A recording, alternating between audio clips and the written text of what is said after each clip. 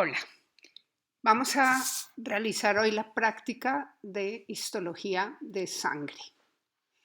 No se trata con esta presentación de repetir la clase teórica, que es mucho más completa y profunda. Aquí simplemente vamos a revisar juntos los criterios morfológicos de diagnóstico de todos los componentes celulares de la sangre.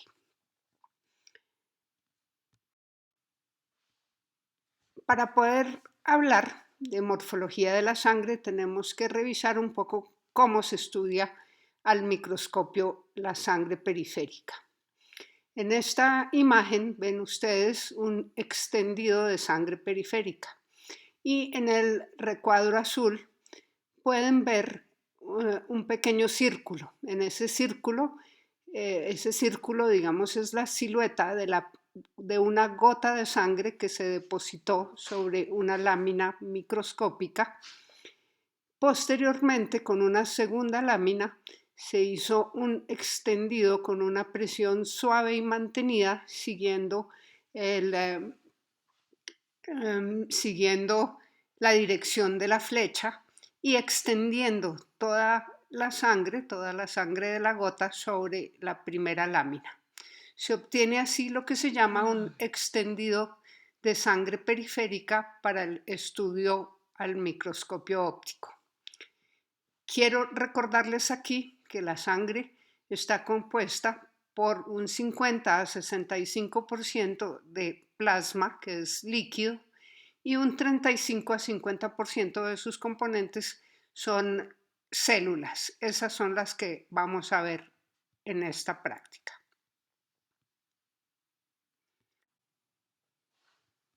Bueno, para poder observar al microscopio este extendido de sangre y analizar las características morfológicas de las células, debemos hacer una coloración de Wright. Esta coloración tiene dos componentes básicos. El primero es el azul de metileno, que nos va a permitir, como ven ustedes en las imágenes, observar los núcleos teñidos de azul. Y un segundo componente es la eosina, que tiñe el citoplasma de rosado y los gránulos de cada una de las células de diferentes colores, entre rosado, rojo, anaranjado, dependiendo de los componentes de los gránulos y su afinidad. Entonces, como las ven acá en esta imagen, vamos a ver todas las células. Recuerden, núcleos azules, citoplasmas de color variable entre los rosados y por ese tipo de tonos. Para realizar esta práctica, les aconsejo que hagan un cuadro como el que vemos en esta imagen.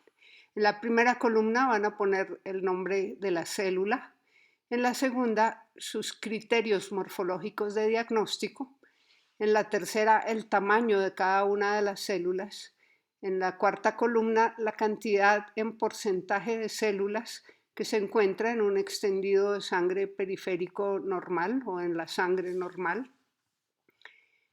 En la siguiente columna van a decir o relacionar la función de cada una de estas células y en la última columna, pues, ¿por qué no hacer un dibujo? Busquen un color azul, un color rosado, un color morado, anaranjado y van a dibujar las células para recordar de esta forma, con este ejercicio, la morfología de cada una de ellas. Si no quieren dibujar, pues busquen una imagen y la pueden pegar en el cuadro para completarlo. Esta es una buena manera de resumir y recordar la morfología y función de todos los componentes celulares sanguíneos. Tenemos en la sangre dos grandes grupos de células. Los eritrocitos, eritro quiere decir rojo, entonces tenemos eritrocitos o glóbulos rojos, y por el otro lado los leucocitos. Leuco quiere decir blanco, entonces los glóbulos blancos. Hay dos principales componentes celulares en la sangre. Los eritrocitos o glóbulos rojos, que son los más abundantes, del 36 al 50% de la sangre, y los leucocitos o glóbulos blancos, por otro lado, que son más escasos, solo 1% de los componentes celulares sanguíneos. Los eritrocitos o glóbulos rojos los tenemos aquí, como vimos ya, son bastante frecuentes en la sangre y son morfológicamente discos bicóncavos anucleados. Se ven así en la coloración de Wright, como lo ven en esta imagen. Fíjense que le debe llamar a uno la atención que no tienen coloración azul en su interior, por lo tanto no tienen núcleos y se ven así como esferas sobrepuestas, a veces sueltas o a veces eh, en filas o aglomeradas. Las vemos así en los extendidos. En la microscopía electrónica podemos ver mejor su forma de discos bicóncavos. Son discos que tienen un diámetro de 7.8 micras y esta forma es importante. Recuerdan ustedes la función de los glóbulos rojos, es transportar el oxígeno hacia las células y remover el CO2 de las células. Esta forma de discos bicóncavos maximiza, es decir, aumenta la superficie de estas células y por lo tanto se aumenta la superficie de intercambio de oxígeno y CO2. Facilita por lo tanto esta morfología el cumplir la función de intercambio gaseoso. Por otro lado, esta morfología de disco bicóncavo le da una mayor flexibilidad a los eritrocitos y le permite su paso por los capilares, que son estructuras vasculares de diámetro muy pequeño. En esta imagen tenemos a la izquierda un disco bicóncavo de 7.8 micrómetros de diámetro y lo estamos comparando con otro pequeño disco bicóncavo que ven en la parte superior, que es más pequeño, 2 a 4 micrómetros de diámetro. Esta imagen es importante, o la traje porque quiero que comparen a la microscopía electrónica los dos discos bicóncavos que hay en la sangre y son el de mayor tamaño, el eritrocito o glóbulo rojo que ya conocen ustedes, y el de menor tamaño, una plaqueta que vamos a describir a continuación. Las plaquetas no son células, son pequeños fragmentos de células, pequeños fragmentos de megacariocitos. Como lo dijimos en la imagen anterior, son pequeñas, tienen un diámetro de 2 a 4 micrómetros y tampoco tienen núcleos. Se ven en la microscopía óptica con coloración de Wright en el extendido de sangre periférica, como lo vemos en estas imágenes y señaladas con las flechas. Pequeñas agrupaciones un poco más basófilas, es decir, un poco más moradas que los eritrocitos. Al microscopio electrónico vemos que las plaquetas tienen esa forma que ya habíamos hablado, bicóncava, y se reconocen para su estudio dos zonas. Algunos libros dicen más zonas, otra periférica, pero vamos en esta práctica reconocer o hablar solo de dos zonas. Una zona externa que se llama el hialómero, que es menos densa, y una zona central llamada granulómera, que es más denso y se caracteriza porque encontramos allí, como lo dice su nombre, mayor densidad de gránulos. Las plaquetas tienen también otras organelas como mitocondrias, como un sistema tubular denso, un sistema canalicular abierto y recuérdenlo, son anucleadas, no tienen núcleos. Vamos a ver a continuación cada uno de los organelos que encontramos en las plaquetas. Para comenzar, vamos a recordar que las plaquetas están cubiertas o rodeadas por una membrana plasmática, la vemos aquí en la flecha señalada con esta flecha azul, y esta membrana plasmática está recubierta por un denso glucocáliz.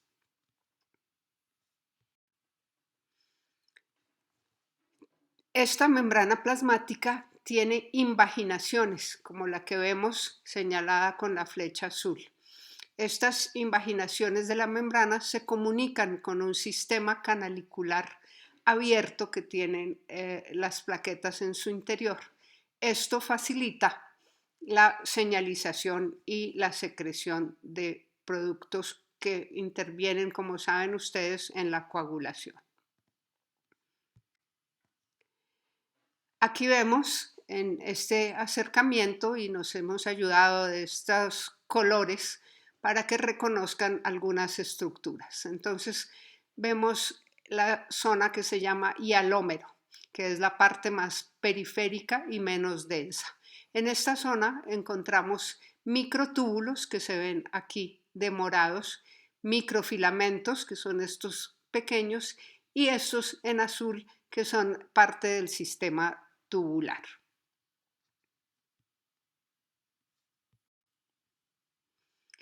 El granulómero, en cambio, que es la región central, es más densa. En esta región encontramos mitocondrias y gránulos de secreción.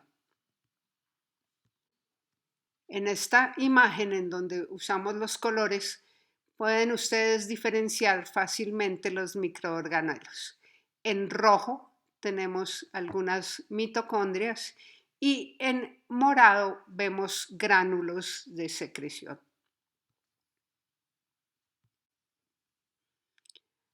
Aquí está nuevamente una plaqueta, pero esta vez con colorantes o colores que nos ayudan a diferenciar sus componentes.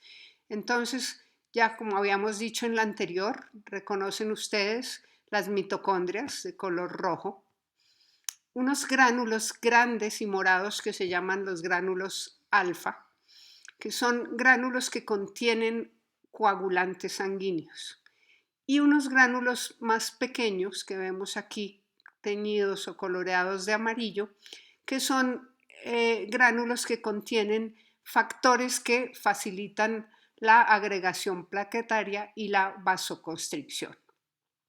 Adicionalmente tenemos aquí en esta imagen teñidos en azul el sistema tubular. Este sistema se encarga en las plaquetas de almacenar calcio. De esta forma pueden diferenciar ustedes todos los componentes en microscopía electrónica de las plaquetas.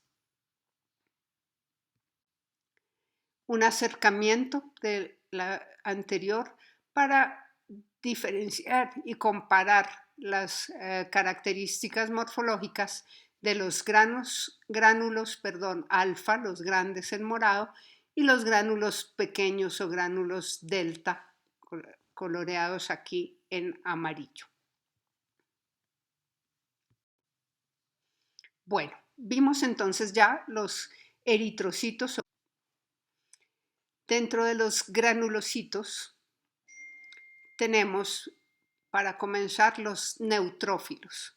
Se llaman neutrófilos porque con la coloración de Wright, que ya saben ustedes sus componentes, sus gránulos citoplasmáticos son neutros, no toman ninguna coloración especial. Lo vemos aquí en la imagen, un leucocito polimorfonuclear neutrófilo. Toma también este nombre polimorfonuclear porque sus núcleos tienen múltiples formas y múltiples lobulaciones. Es un núcleo segmentado que puede presentar desde 2 hasta 5 lobulaciones.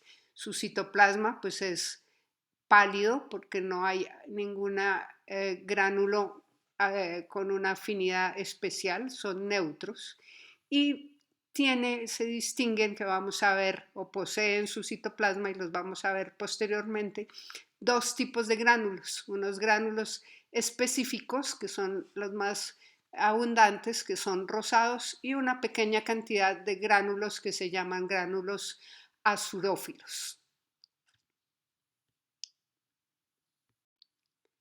En esta imagen, y señalada con la flecha, en la derecha y en la izquierda sin flecha, tenemos otros dos ejemplos de neutrófilos. Para que los observen, analicen su morfología, vayan completando su cuadro con los criterios de diagnóstico y los recuerden. Entonces, estas células de citoplasma rosado con un núcleo segmentado y lobulado, múltiples segmentos. En la de la flecha tendríamos 4 segmentos o 4 lobulaciones. Recuérdenlo así, entonces es un neutrófilo. Otros ejemplos de neutrófilos para que los recuerden bien y los aprendan.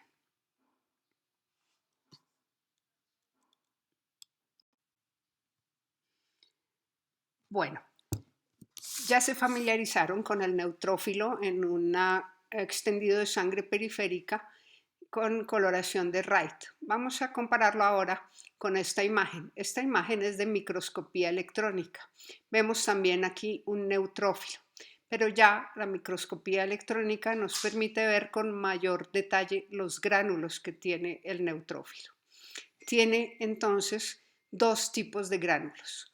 Unos gránulos que son más pálidos, se llama aquí menos electrodensos, y son más pequeños, se ven alargados o redondos, y son estos que se ven menos negros en las imágenes. Esos gránulos los vamos a llamar gránulos específicos y eran los que se veían rosados en la coloración de Wright. Un segundo tipo de gránulos son los azurófilos. Son gránulos más grandes, se ven en estas áreas, y generalmente son redondos y más negros, es decir, más electrodensos. Esos son los gránulos azurófilos. Para que los recuerden estos gránulos y los diferencien unos de otros, hemos hecho un acercamiento de la imagen anterior, en donde a la derecha ven los gránulos más negros o electrodensos y los menos negros o menos electrodensos. Los hemos coloreado para poderlos distinguir más fácilmente.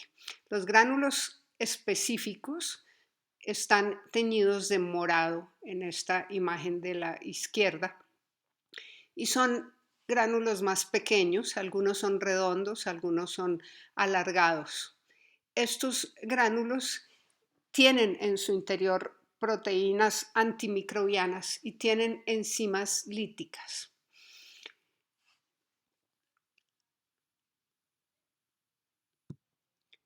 También contienen la NADPH, enzima oxidasa necesaria para producir los radicales libres de oxígeno y peróxido de hidrógeno, que saben ustedes cómo intervienen en las reacciones inflamatorias. Entonces, recuérdenlos aquí. En morado vemos los gránulos específicos.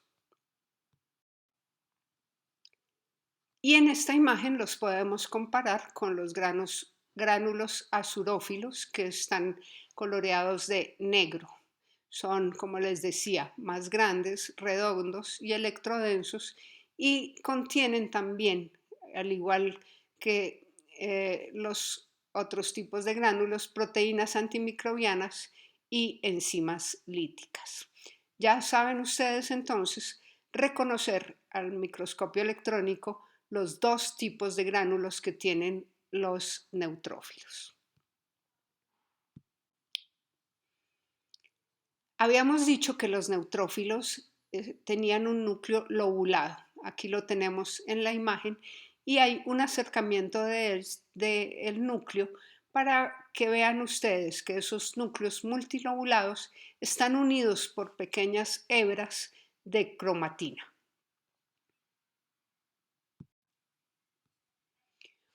Otra característica importante de los neutrófilos es que tienen motilidad y que además engluyen eh, sustancias extrañas y microorganismos.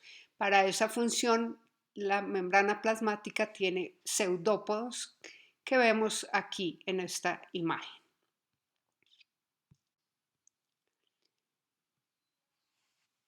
El neutrófilo tiene un escaso retículo endoplásmico y en su citoplasma se encuentran gránulos sueltos de glucosa. Los vemos aquí señalizados con las flechas azules. En estas dos imágenes podemos entonces resumir todas las características morfológicas en microscopía electrónica del neutrófilo. En este caso es bilobulado, pero recuerden que puede tener hasta 5. Acá hay un pequeño núcleo lóbulo formándose, bi o trilobulado. Gránulos de dos tipos, pseudópodos y acúmulos de glucógeno en el citoplasma. Entonces, les sirve esto como criterios de diagnóstico, pero en microscopía electrónica. Bueno, vamos a ver a continuación el segundo tipo de leucocito o glóbulo blanco. Este se llama eosinófilo. Tiene ese nombre porque tiene una gran cantidad de gránulos específicos grandes que tienen esta afinidad tintorial, es decir, son eosinófilos. Los gránulos son grandes, tienen 1 a 1.5 micrómetros de diámetro. Y eso hace que la célula en la coloración de Wright se vea roja o anaranjada. Tiene también algunos gránulos azurófilos, pero son muy escasos.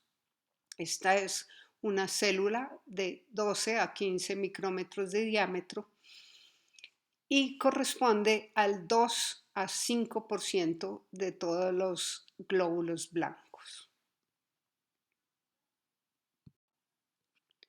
Su núcleo es bilobulado, lo vemos muy bien en esta imagen, 2 lóbulos, y reconocen ustedes muy bien esos grandes gránulos eosinofílicos anaranjados que brillan con el microscopio óptico. Dos ejemplos más de eosinófilos para que vayan haciendo su cuadro y complementen y llenen ahí los criterios morfológicos de diagnóstico. Lo vamos a ver también en microscopía electrónica y las primeras características que vemos del eosinófilo son este es el núcleo, tiene un núcleo bilobulado que se ve muy bien, y otra cosa muy llamativa, algo que nos llama mucho la atención en el eosinófilo es el tipo de gránulos que tiene. Vean ustedes, se ven aquí muy bonitos, tiene unos gránulos que tienen cristaloides en su interior. Los vemos aquí a mayor aumento con microscopía electrónica, unos gránulos de 0,5 a 1.5 micrómetros de diámetro, alargados algunos de ellos ovoides, y que tienen típicamente estos cristales lineales en el centro.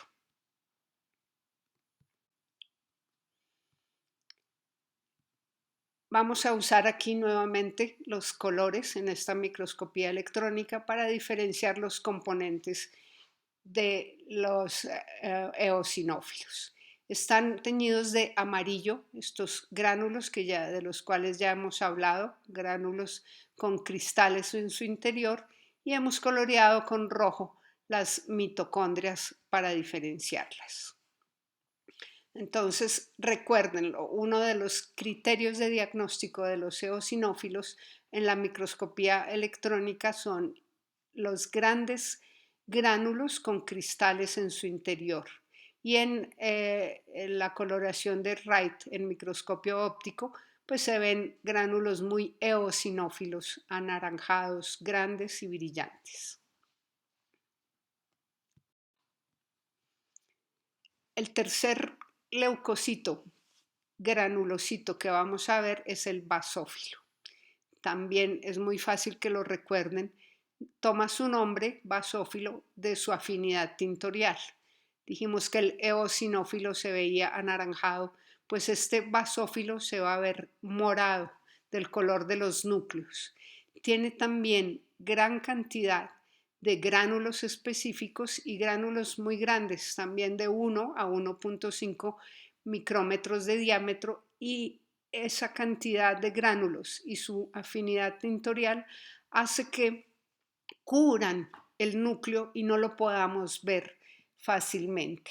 Entonces, lo que van a ver ustedes es una célula redonda con muchísimos núcleos, muchísimos gránulos, pero gránulos azules oscuros, basófilos, que cubren el núcleo y no nos permiten observarlo. Esta célula, el basófilo, es pequeño, tiene un diámetro de 10 a 12 micrómetros y son muy escasos en la sangre, son únicamente el 1% de los glóbulos blancos. Si bien es cierto que los gránulos gruesos y basófilos no nos permiten ver su núcleo, tenemos que saber que tienen un núcleo, que es un núcleo bilobulado o que tiene una forma de S. Se va a ver así como lo vemos en esta imagen.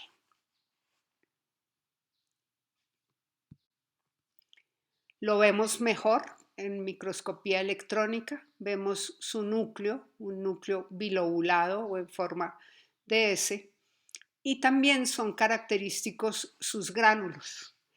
El basófilo tiene unos granos gruesos, grandes, que típicamente son gránulos secretorios, contienen histamina, que recuerdan ustedes que actúa en la dilatación de los vasos sanguíneos y contrae el músculo. Tienen heparina, que es un anticoagulante, y tiene algunas citoquinas, o secretan también porque son gránulos secretorios, secretan histamina, heparina y citoquinas. Las citoquinas sirven para atraer las células al sitio de inflamación. Estos gránulos grandes se abren a la superficie y vierten su secreción por degranulación o también por exocitosis. Entonces recuérdenlos, son típicos. Esta imagen es muy diferente a la que vimos con los eosinófilos y a la que vimos con los neutrófilos. Es una forma muy fácil de distinguir todos los granulocitos por la morfología al microscopio electrónico de sus gránulos. Para ayudarnos un poco más, pues vemos más de cerca y con colores estos gránulos. Aquí, para que no se confundan, en la parte inferior vemos una mitocondria tendida de rojo y estos grandes gránulos morados son los gránulos secretores. Son electrodensos, metacromáticos y tienen en muchas ocasiones láminas en su interior concéntricas de depósito de sus materiales de secreción. Aquí los vemos en mayor aumento, todavía más, los gránulos secretores, y vemos otro componente de los basófilos. Tienen un retículo endoplásmico, pero que se ve aquí en azul, pero que es bastante escaso. Otra característica del basófilo es la presencia de este centriolo. Lo vemos a la derecha agrandado, está teñido de amarillo. Saben ustedes que es un sistema tubular Y aquí a la izquierda en la imagen podemos ver la posición típica del centriolo, que siempre está ubicado en ese sitio, digamos en la escotadura del núcleo o donde se vuelve bilobulado, como vemos allí en esa imagen.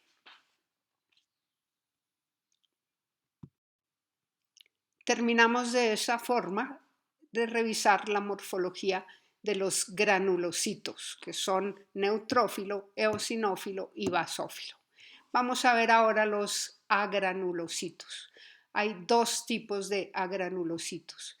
Para comenzar, los linfocitos, el primero de ellos, los tenemos acá, son células pequeñas de 6 a 9 micrómetros de diámetro, células redondas, esféricas, y esta, a diferencia de todas las que hemos visto anteriormente, tienen un núcleo esférico único, y ese núcleo es tan grande que ocupa casi la totalidad de la célula, dejando solo un pequeño halo citoplasmático alrededor. El linfocito es bastante frecuente, es del 25 al 30% de todos los glóbulos blancos.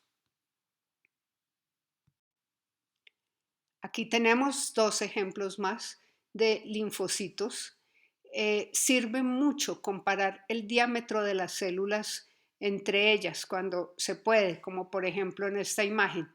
Fíjense que los linfocitos son casi iguales a los eritrocitos y son mucho más pequeños a esta otra célula que vemos en la esquina superior derecha, que es un neutrófilo. Entonces, una forma de estudiar las células o la morfología celular es cuando tienen ustedes un campo microscópico en donde hay más de una población celular, pues compararlas y usar los criterios de diagnóstico.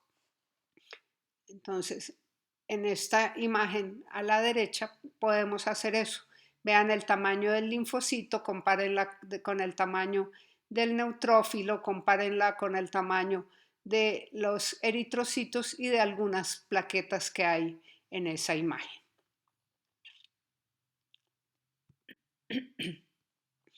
A la microscopía electrónica, entonces, este es el linfocito, una célula redonda con un núcleo redondo que ocupa casi la totalidad del citoplasma. Queda exclusivamente un escaso halo citoplasmático que, como vemos con estos colorantes, tiene muy pocas organelas, entre las que hay que resaltar, aquí se ven en rojo, la presencia de algunas mitocondrias. El segundo agranulocito que tenemos se llama monocito. Un monocito es una célula muy grande, tiene 12 a 20 micrómetros de diámetro y corresponde a aproximadamente el 3 a 8% de todas las células blancas, es decir, de todos los leucocitos en la sangre periférica.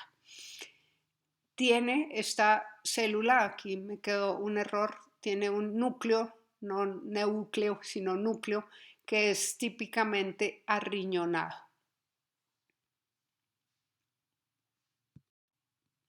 Vemos aquí varios ejemplos de monocitos y les digo nuevamente un tip o una forma de reconocerlos entre ellos.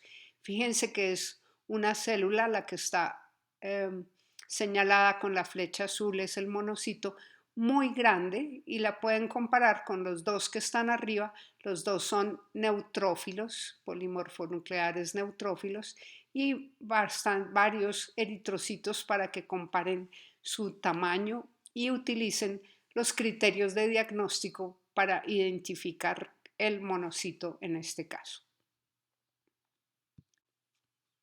Aquí lo tenemos en microscopía electrónica, entonces hay que resaltar aquí, se puede ver muy bien su núcleo, un núcleo arriñonado o en forma de riñón o en forma de frijol, y sus componentes citoplasmáticos que vamos a ver a continuación.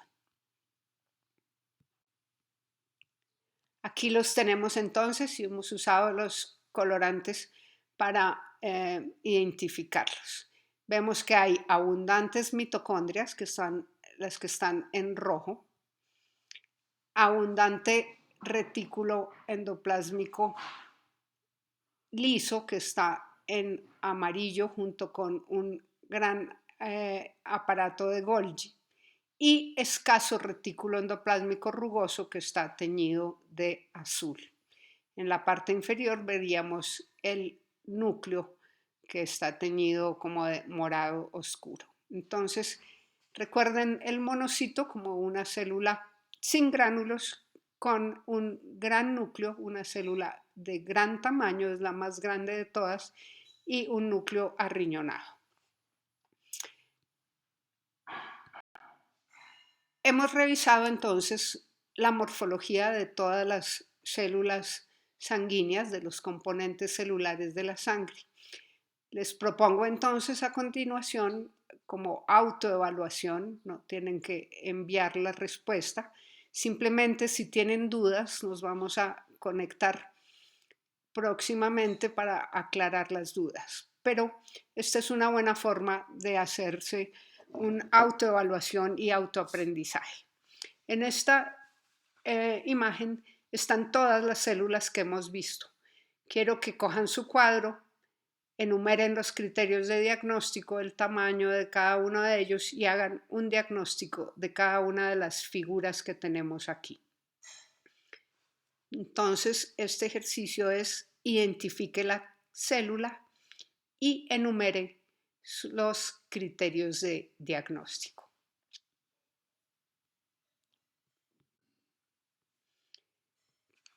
Tenemos aquí la misma imagen, están todas las células, pero esta vez les he puesto un número a cada una de ellas. Quiero que ordenen estas células, hagan una secuencia, ordenen estas células por su tamaño. ¿Cuál es la más pequeña de ellas? Incluyendo un fragmento celular que se llama plaqueta, ahí les estoy soplando ya, que es la más pequeña, obviamente, hasta la célula más grande. Entonces, ordénelas según su tamaño.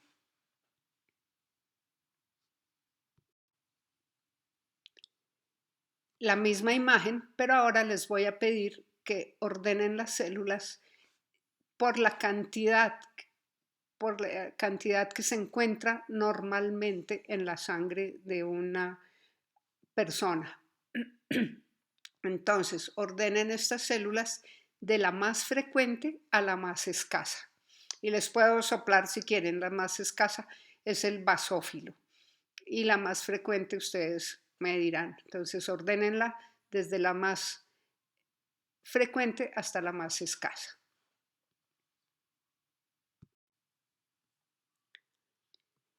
Tenemos nuevamente esa misma imagen con los mismos números. Cada una de ellas corresponde a una de las células que hemos visto. Y quiero que correlacionen estas imágenes de microscopía óptica de un extendido de sangre periférica con coloración de Wright con estas imágenes de microscopía electrónica. Entonces, relacionando la morfología, van a aparear las imágenes de la diapositiva anterior con las de esta diapositiva. Es una buena forma de recordar los criterios de diagnóstico. Bueno, para terminar vamos a hacer una pequeña correlación clínica. Quiero que piensen ustedes, en primer lugar, cuáles son los componentes celulares normales en porcentaje de un cuadro hemático, de un paciente adulto normal. En segunda instancia, quiero que piensen entonces cómo varía este cuadro hemático en un paciente con una reacción inflamatoria aguda y cuáles serían entonces los componentes celulares en porcentaje que se encuentran. Tercero, cómo varía este cuadro hemático en un paciente con una hemorragia aguda severa. Y para terminar, quiero que piensen cuáles son los componentes celulares de un cuadro hemático en porcentajes de un paciente con una reacción alérgica. De esta forma hacemos una correlación de lo que han aprendido en esta práctica con la clínica que van a tener ustedes en los semestres que vienen.